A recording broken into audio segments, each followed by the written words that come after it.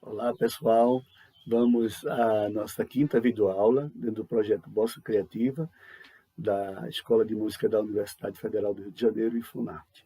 Hoje eu vou falar sobre a composição, né, do batuque de maracatu de baque virado dentro do cortejo de maracatu, ok? Todos os instrumentos são instrumentos percussivos, né? São instrumentos que a composição do batuque para um cortejo de maracatu, né, ele é formalmente composto, né, por instrumentos percussivos. Então, à frente do batuque, certo, vai ter o mestre de apito, né? No caso, eu sou o mestre pirulito, eu conduzo o batuque, né, com um apito que eu considero um instrumento, e também eu aproveito aqui para botar a volta, né, do orixá que conduz a minha nação, né, que é Yansan. Então, você vai ter à frente o mestre de apito, que vai estar lá, tipo, como se fosse um maestro, né, do batuque, com seu apito. Ele também canta, ele puxa as loas da nação, né, faz todas as reverências. Aí você vai ter, dentro daquela formação, você vai ter um caixa de guerra, que é um caixa de bateria, né, um tarol, ok? Tudo isso você já vai construindo aí a formação desse cortejo do batuque, ok? Então, mestre de apito, um caixa de guerra, tarol, um gongue, que o gongue também ele funciona como tanto para dar o tempo, né, como se fosse um metrônomo, e também ele canta, né? Então, um bom tocador de gongue numa nação é muito importante, porque ele vai cantar com o batuque, ok? Então, aí você vai ter o gongue, você vai ter também os atabaques, e como vocês podem ver, tem aqui, né, compondo essa cena aqui dessa videoaula, praticamente todos os instrumentos que compõem uma nação. O vermelho ali é um AB, né? Um AB que nem todas as nações utilizam AB, mas é um instrumento percussivo muito agradável e que fazem com que as baianas, né, que foi introduzido na baiana, dançarem com esse instrumento. É um instrumento que você dança com ele, você toca e dança, ele é muito envolvente, né? Então tem os atabaques, né, que está ali, esse aqui, né? Então você vai ter os atabaques, você vai ter os bombos, né, marcantes, que são alfaias, mas bombos também, né? O bombo marcante, o bombo meião e os bombos viradores. Então, cada um vai fazer a sua linguagem dentro daquele cortejo, ok? Então, vai o mestre de apito, que chama o caixa, que chama o gongue, que chama os abês, que chama o marcante, que chama o meião e que chama os viradores. Então, vai se construindo toda aquela dinâmica envolvente mágica, né, que existe no maracatu de baque virado, que quando você vê, você já está completamente envolvido por aquele batuque, né, maravilhoso.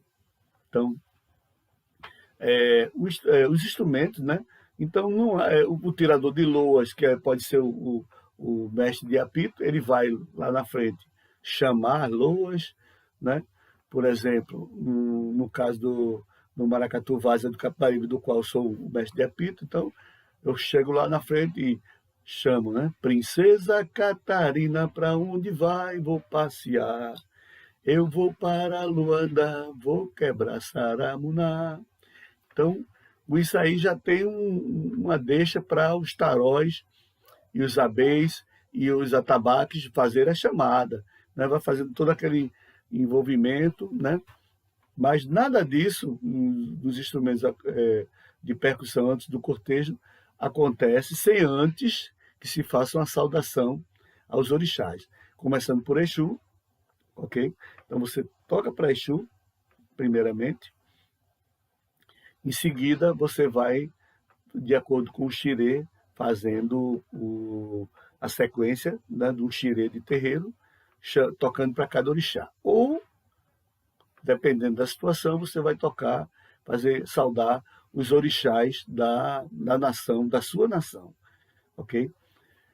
Nós temos, assim, no caso do Maracatu Vaza do Capibaribe, no caso do qual eu sou mestre de apito, não sei se vocês já perceberam, tem um figurino exclusivo, que é bem interessante.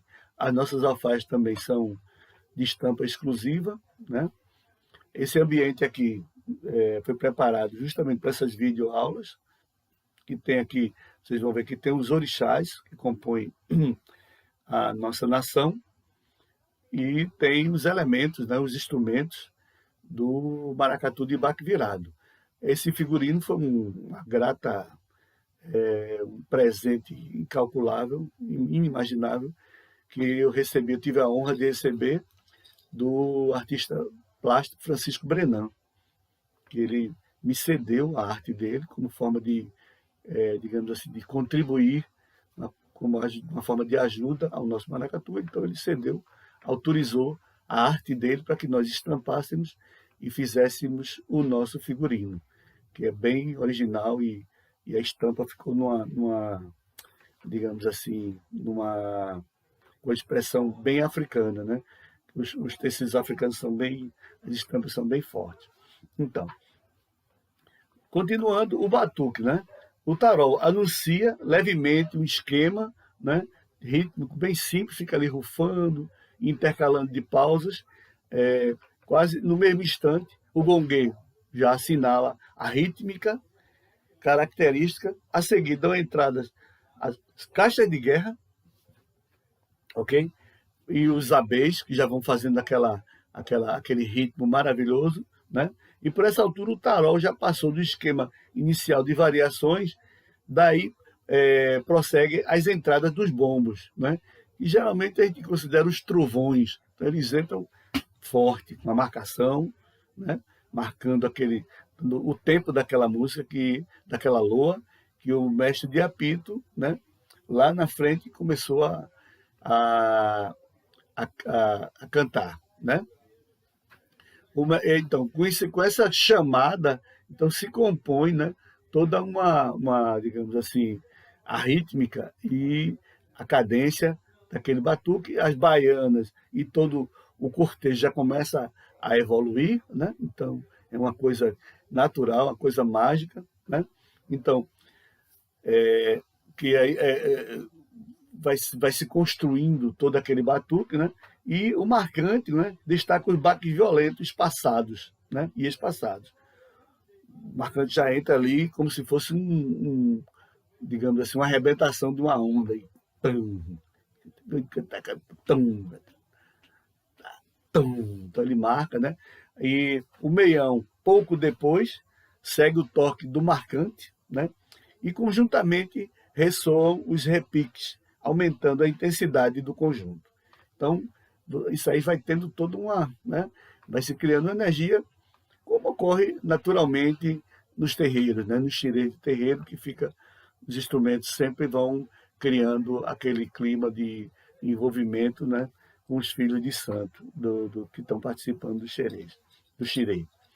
Então, releva notar que mais ou menos contemporaneamente a entrada dos últimos, as baianas, responde ao coral, né? Então, o mestre de apito chama lá e as baianas repetem lá de cá, fazendo uma espécie de backing vocal. Então, o coral, os zabumbas fazem variações também, as quais cessam cada vez que o tirador de loas canta o solo. Então, aí quando o tirador de loa, o mestre de apito, vai fazer a loa, aí aquilo ali tem para que se possa escutar, né, aquela loa, o recado daquela nação.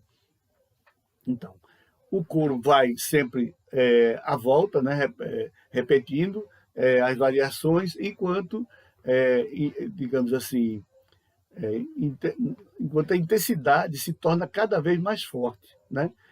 E o andamento vai sendo acelerado, tudo concorrendo, né, para subjugar as baianas. Então, as baianas começam a rodar e fazer sua evolução com em seus instrumentos, alcançando, né, o clímax musical. O toque, né, permanece algum tempo na polirritmia, né, aquela, digamos assim, aquela tempestade envolvente sonora, e cada vez mais violenta, sobressaindo-se a tudo se ouve o apito do mestre, né, advertindo o próximo fim da música, né? Então, baianas e músicos ficam atentos à repetição do apito, seja em que momento tenha coincidido no decorrer da execução. Então, o apito é quem, né, é quem manda, digamos assim. Os batuqueiros aguardam o próximo ictus do motivo rítmico, né, e subitamente todo o conjunto estaca num preciso e intensíssimo baque surdo para o toque. Então, é uma coisa envolvente. Tá aquela tempestade, daqui a pouco o mestre de apito dá um apito e bum, parou tudo, né? Então, tudo isso está ligado, né, às religiões africanas. O maracatu, por vezes, é tido como manifestação religiosa. No maracatu são realizadas cerimônias, né, propiciatórias para a obtenção da proteção dos orixás e o sucesso nas apresentações e a realização dos desfiles sem incidentes, né? Com a proteção do orixá de rua, que você pede o orixá Exu para abrir os caminhos e conduzir aquele cortejo, e durante, lógico, na preparação você tem que faz as obrigações para que tudo ocorra com a maior alegria possível, com né, o maior prazer, sem nenhum incidente. E o orixá, ele quer dizer santo em Yorubá, ok? Então, eu usei esse nome, orixá, mas ele representa o santo, né, daquela nação.